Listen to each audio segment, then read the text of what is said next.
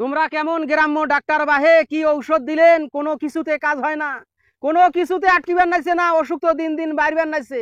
তোমাক তো সালসা দিয়ে দিছি, নিয়মিত সালসা খান, নিয়মিত সালসা, 3 বেলা সালসা নাগান, 3 বেলায় সালসা খাবার নাচ্ছি, মাঝে মাঝে 4 বেলাও মারি।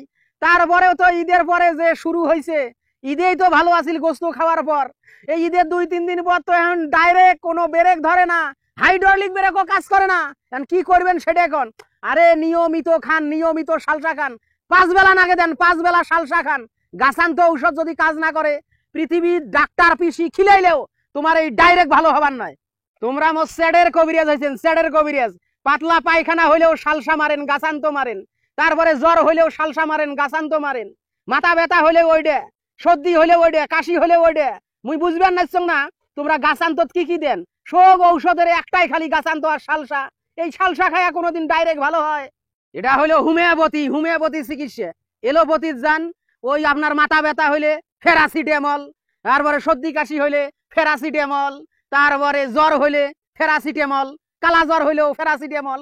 ওই রকম আমার যে কবিরাজি, সেটা সালসা মারতে হবে, সালসা গাছান্ত।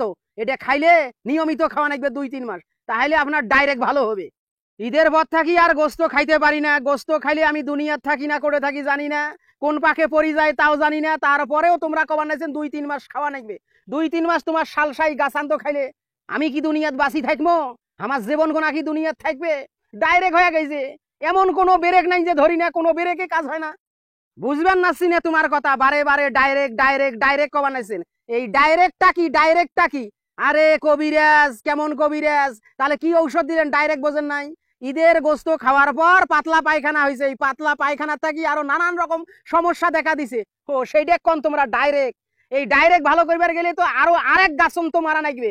এমন গাছান তো মারবো না 6 মাস আর আপনার কিছুই হবার নয়।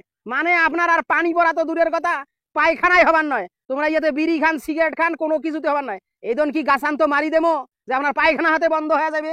তোমরা কি কবিরাজি চিকিৎসা করবেন নাইছেন না কি করবেন নাইছেন? 6 মাস যদি একটা মানুষ পায়খানা না করে, তাই কি বাঁচি থাকবে?